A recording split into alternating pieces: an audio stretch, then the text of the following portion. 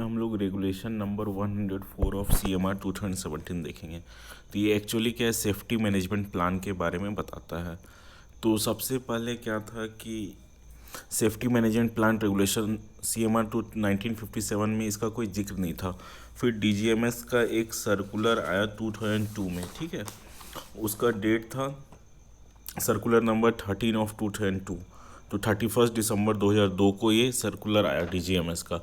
तो उसके लिए क्या इम्पोर्टेंट था कि हर माइंस में ये सर्कुलर गया कि जितने भी माइंस हैं सबको ये एक सेफ्टी मैनेजमेंट प्लान अपने माइंस में बनाएंगे, ठीक है। तो फिर ये क्या था कि 2002 में सर्कुलर आया DGMS के थ्रू। ये सर्कुलर किस बेसिस पे था कि बहुत सारे कॉन्फ्रेंसेस होते थे, नेशनल एंड इंटरनेशनल कॉन्फ्रेंसेस। उसमें बात होती थी कि माइनिंग में एक्सीडेंट्स बहुत ज़्यादा होता है, तो उन एक्सीडेंट्स को हम कैसे मिनिमाइज़ करें। तो फिर बात हुआ कि हम लोग एक सेफ्टी मैनेजमेंट प्लान हर माइंस में इम्प्लीमेंट करेंगे। उसके थ्रू हम क्या कर सकते हैं, माइंस में सेफ्टी और हेल्थ ऑफ वर्कर्स को इम्प्रूव कर सकते हैं। तो फिर DGMS एक सर्कुलर 2002 में निकाला, उसके थ्रू हर माइंस में इस प्लान को बनाना था। लेकिन अभी जो नया रेगुलेशन आया है CMR 2017, उसमें इसको regulation as a regulation safety management plan को एज ए रेगुलेशन ऐड किया गया है। तो उसका डिटेल्स रेगुलेशन नंबर 104 में दिया हुआ है, ठीक है। तो सबसे पहले है कि सेफ्टी मैनेजमेंट प्लान में हमको क्या करना है, तो किन चीज़ों पे ध्यान देना है, ठीक है।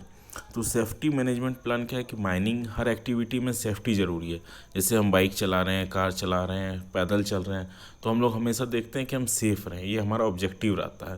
तो उसी तरह माइनिंग भी एक एक्टिविटी है, लेकिन माइनिंग एक हजार्डस का अर्थ है कि एक खतरनाक एक्टिविटी है जिसमें खतरे का चांस बहुत ज़्यादा होता है।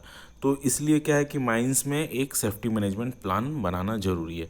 तो इसका क्या स्कोप है या इसका ऑब्जेक्टिव क्या है, एम क्या है SMP का। SMP टर्म को यूज़ करेंगे, ठीक है, फ्रिक्वेंटली। तो SMP का मेन एम क्या है कि वर्कर जो वहाँ काम कर रहे हैं उसके हेल्थ और सेफ्टी को ध्यान रखना है, ठीक है। तो सेफ्टी और हेल्थ पे ध्यान रखना किसका जिम्मेदारी है, तो ये जिम्मेदारी है माइंस के मैनेजमेंट का। बाहर का कोई आदमी वर्कर्स के सेफ्टी एंड हेल्थ के बारे में उतना डिसाइड नहीं कर सकता। ये जिम्मेदारी पूरी है किसकी, तो माइन मैनेजमेंट की। तो माइन मैनेजमेंट में कौन आता है, ऑनर, एजेंट या मैनेजर, ठीक है।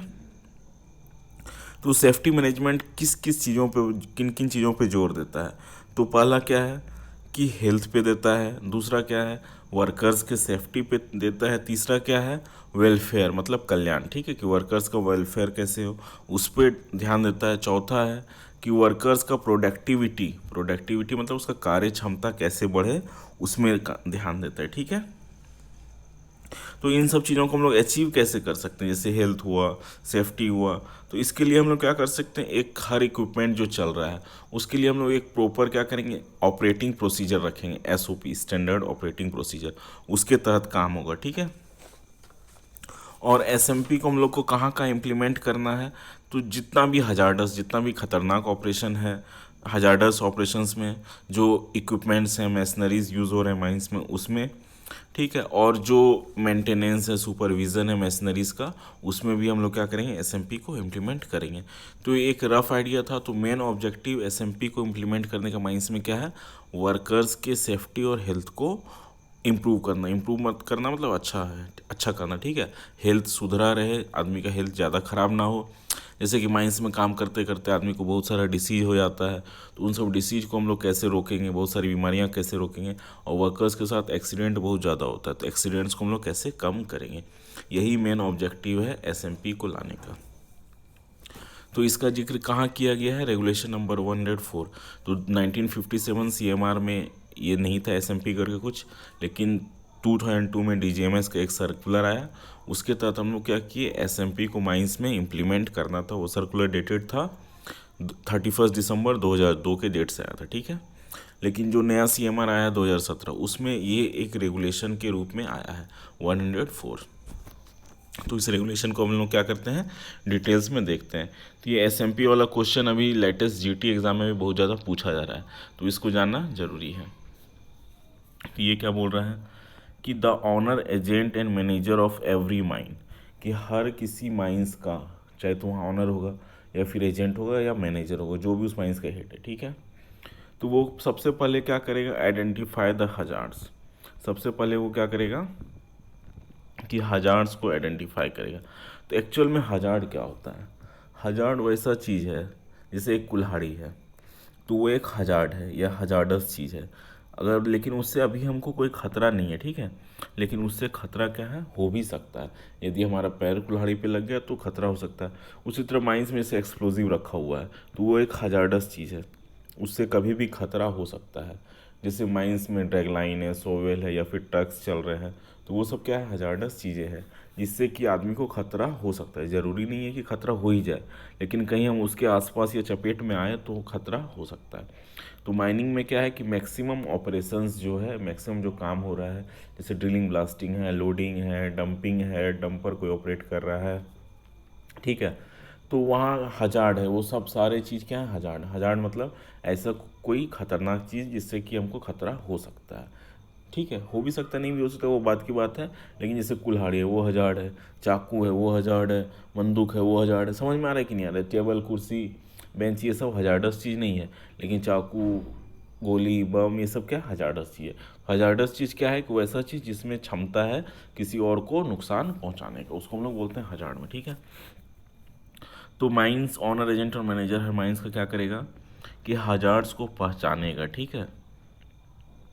अब वो हजार्डस किस किस चीज़ में हो सकता है, तो हेल्थ में हो सकता है और सेफ्टी ऑफ द पर्सन्स। जो माइंस में काम कर रहे हैं उनके हेल्थ को वो अफेक्ट कर सकता है या फिर उनके सेफ्टी को अफेक्ट कर सकता है। हेल्थ मतलब तबीयत खराब हो रहा है, जैसे डस्ट बहुत ज़्यादा ले रहा है आदमी, तो कुछ दिन में उसको क्या होगा, सांस का दिक्कत होगा, लंग्स का प्रॉब्लम आएगा। और सेफ्टी क्या है कि मान लो किसी के ऊपर पत्थर गिर गया, कोई मशीन्स के कारण कुछ एक्सीडेंट हो गया, तो जहाँ उसको इंजरी हो सकता है, ठीक है। तो उन सब चीज़ों को हम क्या करेंगे, या जो भी ऑनर, एजेंट या मैनेजर है वो उसको आइडेंटिफाई करेंगे, ठीक है, जिससे कि वर्कर्स से को जिससे जिससे हानि हो सकता है, ठीक है। दूसरा क्या है, assess the risk to health and safety at which employees may be expose while they're at work. तो जब एम्प्लॉय काम कर रहे हैं, ठीक है, तो उनको क्या क्या खतरा हो सकता है, उन सब चीज़ों का हम क्या करेंगे, एक लिस्ट बनाएंगे, ठीक है। एसेस करेंगे कि एक लिस्ट बनाएंगे कि इन इन चीज़ों से वर्कर्स जो वहाँ काम कर रहे हैं उनको खतरा है या उनके हेल्थ को ये अफेक्ट कर रहा है, ठीक है। और जितना भी वैसा हजार्डस चीज़ें हैं या एक्टिविटीज़ हैं, देखो हजार्डस चाहे तो इक्विपमेंट हो सकता है या एक्टिविटी हो सकता है। एक्टिविटी मतलब कुछ प्रोसेस, जब हम काम कर रहे हैं कुछ, तो उस समय भी कुछ एक्सीडेंट हो सकता है। जैसे हम लोग ड्रिलिंग ब्लास्टिंग कर रहे हैं तो उस टाइम एक्सीडेंट हो सकता है, रूफ फॉल हो सकता है, ट्रक को ऑपरेट कर रहे हैं उस टाइम एक्सीडेंट हो सकता है, ठीक है। तो वो एक एक्टिविटी हुआ कि ड्रिलिंग ब्लास्टिंग करने के दौरान एक्सीडेंट हो गया। और कुछ कुछ इक्विपमेंट्स होते हैं जो हजार्डस हैं, ठीक है। तो उन सारे हजार्डस इक्विपमेंट जो हेल्थ को या सेफ्टी को अफेक्ट करेगा, उन सारे इक्विपमेंट्स को हम लोग क्या करेंगे, रिकॉर्ड करेंगे, ठीक है। और रिस्क को हम लोग एसेस करेंगे। तो ये रिस्क एसेसमेंट क्या है कि किसी चीज़ से कितना रिस्क है, ठीक है, कितना रिस्क है, उस चीज़ को हम लोग क्या करेंगे, आइडेंटिफाई करेंगे। बात समझ में आ रहा है कि हो सकता है कुछ चीज़ों से सेफ्टी को कम रिस्क है, कुछ चीज़ों से बहुत ज़्यादा रिस्क है। बात समझ में आ रहा है। तो उन सारे चीज़ों को हम रिस्क को, हजार्ड्स को आइडेंटिफाई करेंगे, उनको कैटेगराइज करेंगे कि ये कम रिस्की है, ये ज़्यादा रिस्की है। एक रेटिंग पॉइंट होता है, 1 2 3 4 5, मतलब 5 हाईएस्ट है, उससे बहुत ज़्यादा रिस्क है। तो इस तरह से हम लोग क्या करेंगे, रिस्क असेसमेंट एक करेंगे, किन किन चीज़ों से ज़्यादा खतरा है, किन चीज़ों से कम खतरा है, किन चीज़ों से बिल्कुल भी खतरा नहीं है। उसी तरह किन किन इक्विपमेंट से ज़्यादा है, किन से कम है, किन से बिल्कुल भी नहीं है। ये सब सारी चीज़ों को हम लोग क्या करेंगे, एक रजिस्टर में रिकॉर्ड करेंगे, ठीक है। फिर आगे देखते हैं।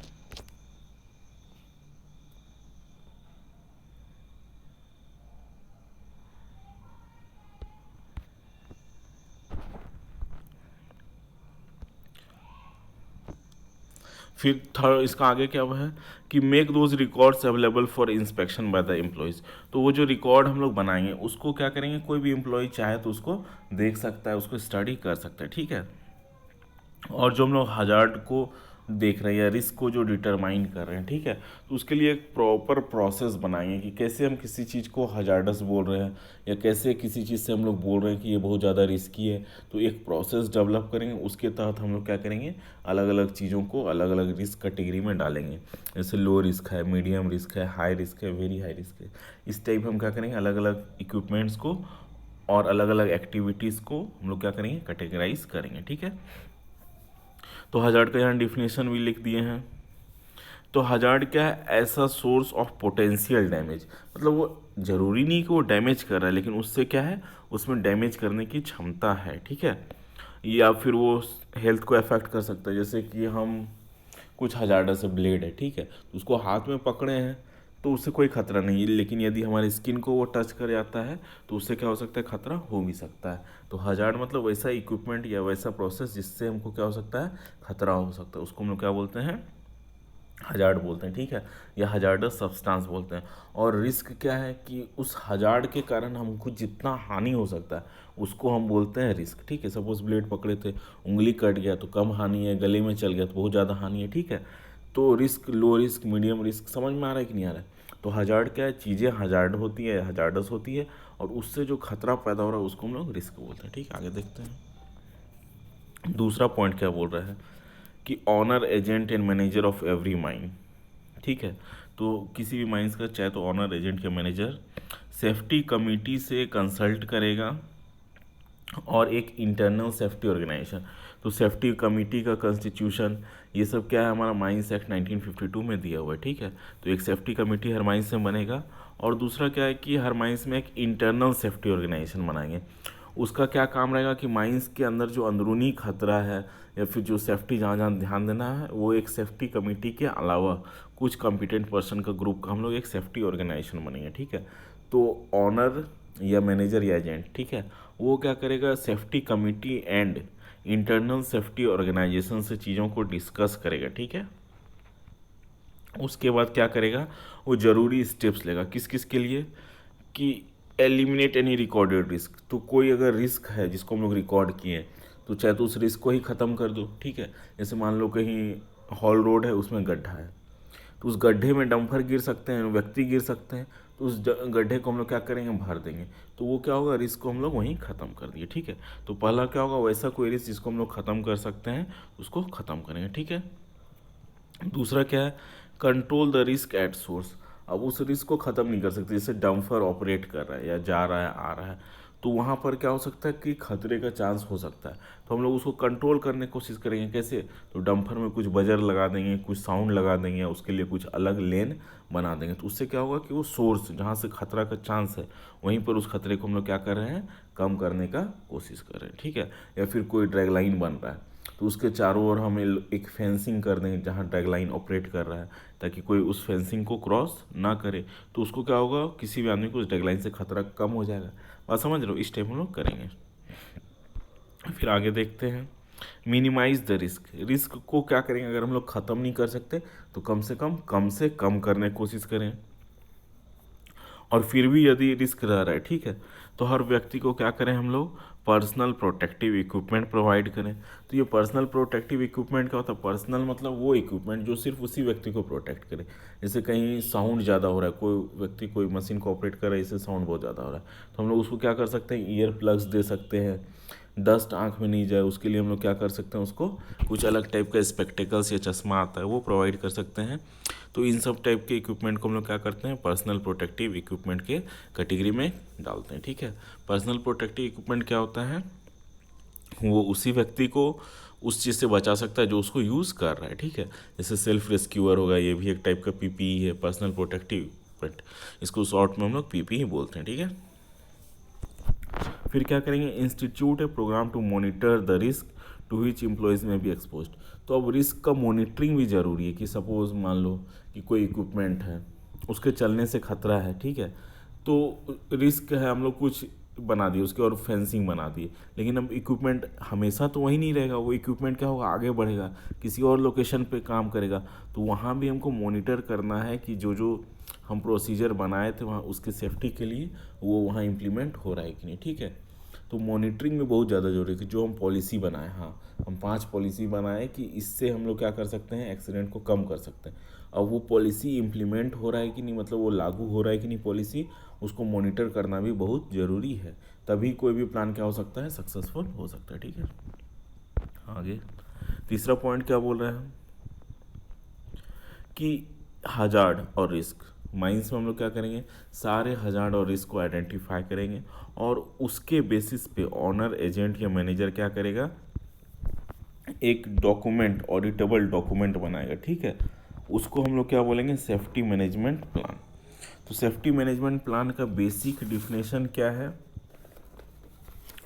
तो माइंस में जितना भी हजार्ड एंड रिस्क है उसको हम लोग आइडेंटिफाई करेंगे, उसके बेसिस पे एक हम लोग डॉक्यूमेंट तैयार करेंगे। ऑडिटेबल डॉक्यूमेंट का अर्थ होता है कि उसको कोई थर्ड पर्सन या कोई एजेंसी क्या कर सकती है, आके रिव्यू कर सकती है, स्टडी कर सकती है कि आपने वो डॉक्यूमेंट सही बनाया कि नहीं, आप उसको इम्प्लीमेंट कर रहे हैं ठीक से कि नहीं, उसमें कोई कमी खामी तो नहीं है। ठीक है, तो ऐसे डॉक्यूमेंट को हम लोग क्या कर सकते हैं, ऑडिटेबल, जिसको हम लोग ऑडिट कर सकते हैं उसको ऑडिटेबल डॉक्यूमेंट बोलते हैं।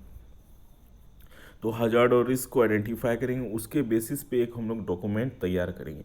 उसी डॉक्यूमेंट को हम लोग क्या बोलते हैं, सेफ्टी मैनेजमेंट प्लान। उस प्लान में that forms the part of the all management.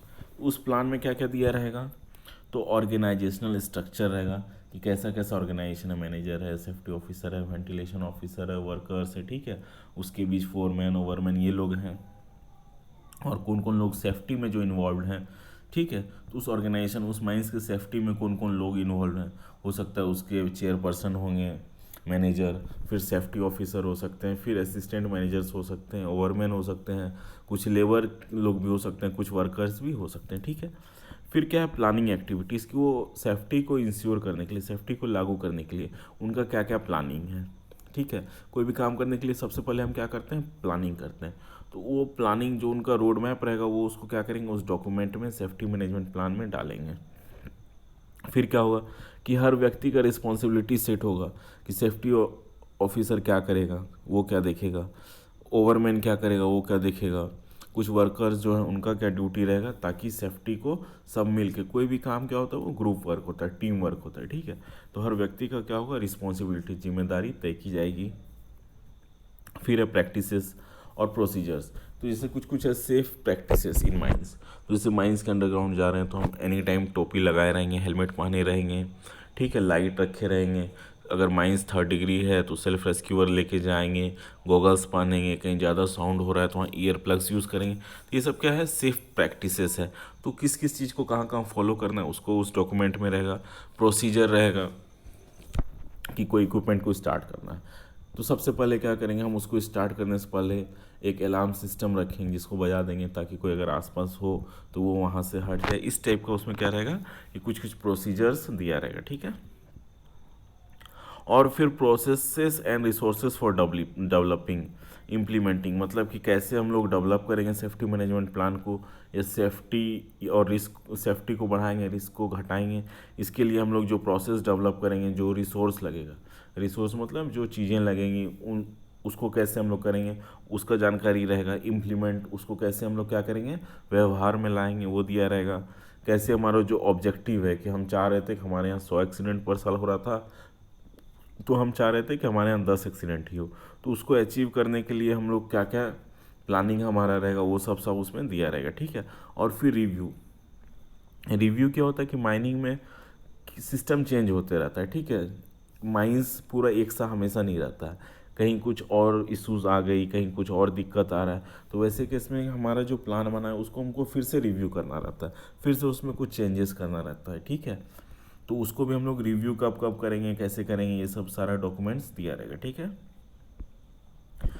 And maintaining A safety and health policy of A company.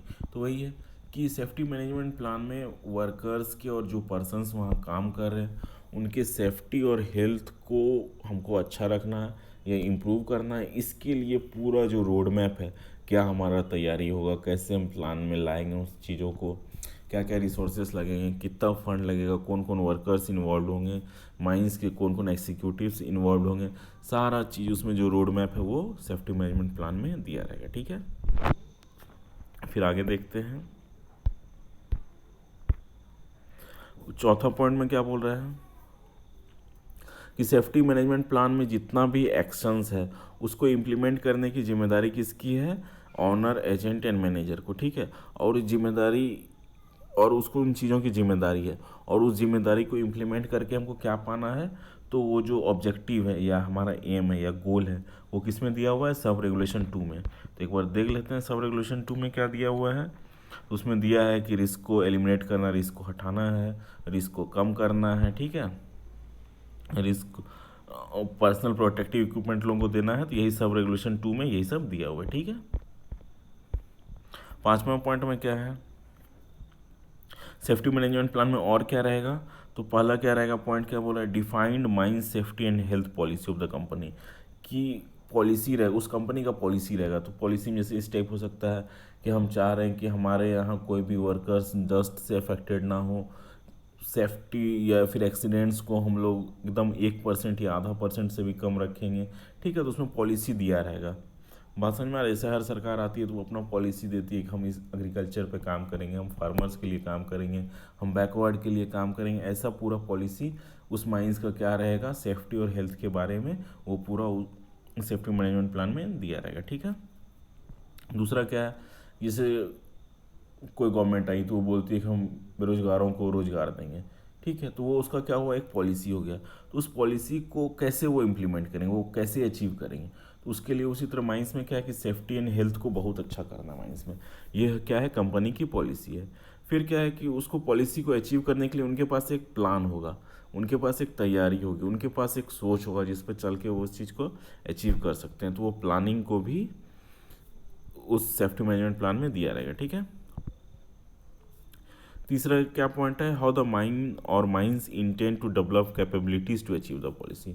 अब माइंस अपने अंदर कैसे कैपेबिलिटी लाएंगे, ठीक है, कि मान लो उनके पास सफिशिएंट वर्कर्स नहीं है, या फिर सफिशिएंट ट्रेंड पर्सन्स नहीं है, सफिशिएंट एग्जीक्यूटिव्स नहीं है जो मॉनिटर उन चीज़ों को करें, तो उनके लिए भी उनका कुछ रोड मैप होगा कि हम और एग्जीक्यूटिव्स को हायर करेंगे, और कुछ कुछ सेफ्टी प्रोसीजर्स को इम्प्लीमेंट करेंगे, कुछ कुछ सेफ्टी टूल्स को लेंगे, पीपी किट्स खरीदेंगे। ठीक है, वो सब उसमें सब दिया रहेगा। ठीक है, चौथा पॉइंट क्या बोल रहा है, प्रिंसिपल हजार्ड मैनेजमेंट प्लान्स। तो हजार्ड क्या है, वैसा चीज़ जिससे हमको हानि हो सकता है, तो उन चीज़ों को हम लोग कैसे मैनेज करेंगे, जैसे कहीं ड्रैग लाइन ऑपरेट कर रहा है, कहीं डंपर ऑपरेट कर रहा है, तो उन सब चीज़ों वो सब क्या है कि मेन हजार्डस एक्टिविटीज़ है, तो उसको हम लोग कैसे मैनेज करेंगे वो सब सारा डिटेल्स दिया रहेगा। ठीक है, और स्टैंडर्ड ऑपरेटिंग प्रोसीजर, ये क्या है स्टैंडर्ड ऑपरेटिंग प्रोसीजर, कि हर इक्विपमेंट को हम लोग कैसे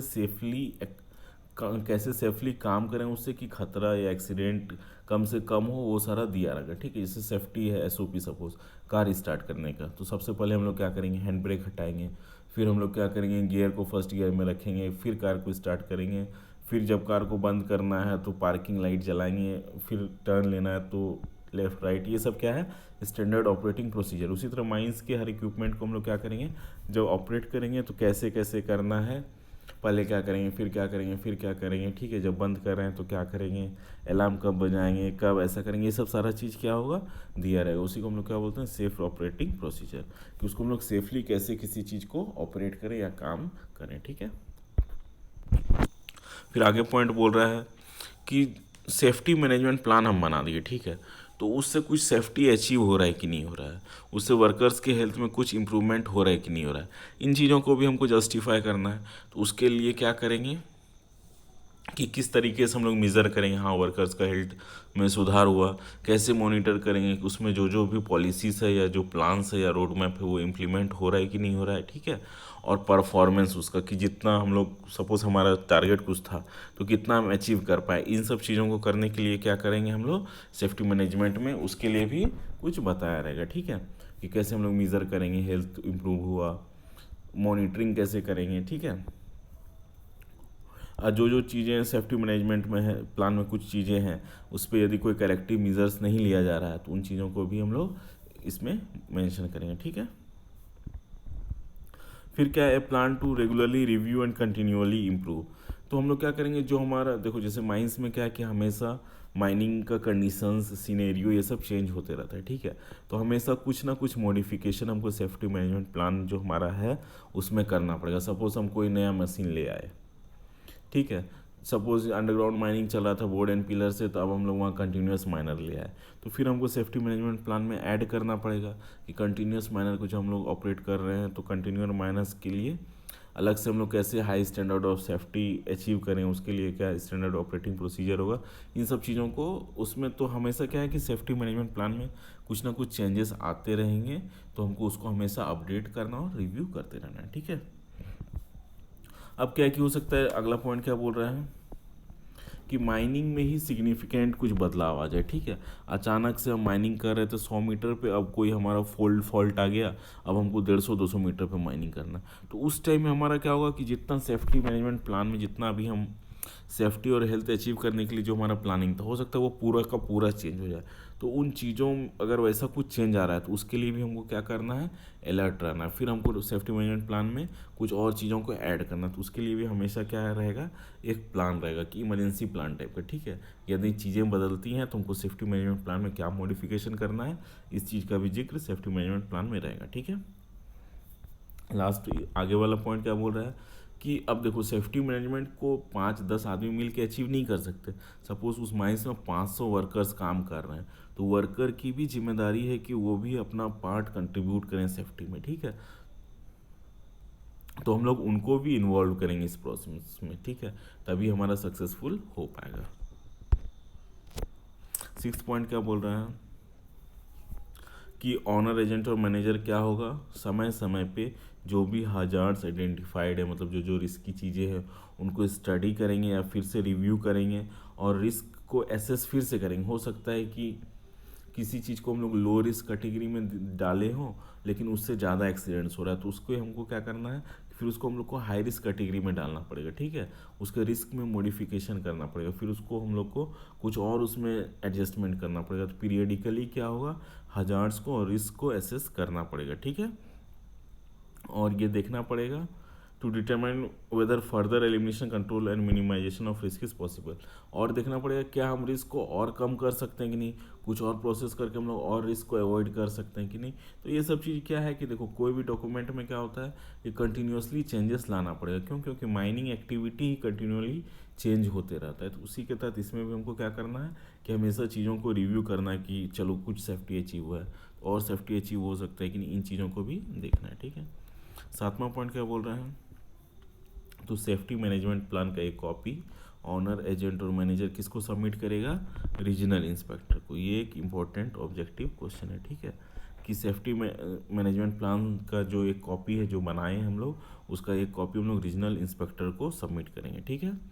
और वो राइटिंग में यदि कुछ मॉडिफिकेशन कुछ बदलाव उस प्लान में चाहते हैं तो उसको उसमें मेंशन करेंगे और हमको उसमें क्या करना है, बदलाव करना है, ठीक है।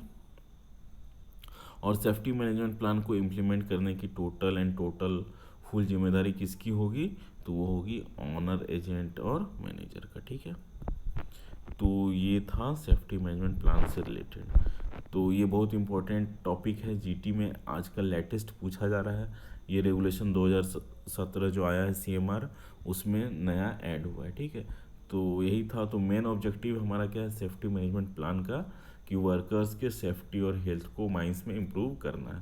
तो ये एक क्या है, ऑडिटेबल डॉक्यूमेंट है जिसमें सारा प्रोसेसेस रोड मैप सारा डिस्क्राइब किया है कि हम लोग सेफ्टी और हेल्थ ऑब्जेक्टिव जो हमारा है उसको कैसे इम्प्रूव करेंगे और कैसे अचीव करेंगे, हमारा क्या प्लानिंग होगा, किसकी क्या जिम्मेदारी होगी, ठीक है। सारा कुछ सेफ्टी मैनेजमेंट प्लान में रहेगा और हर माइंस का अपना एक अलग अलग सेफ्टी मैनेजमेंट प्लान रहेगा, ठीक है।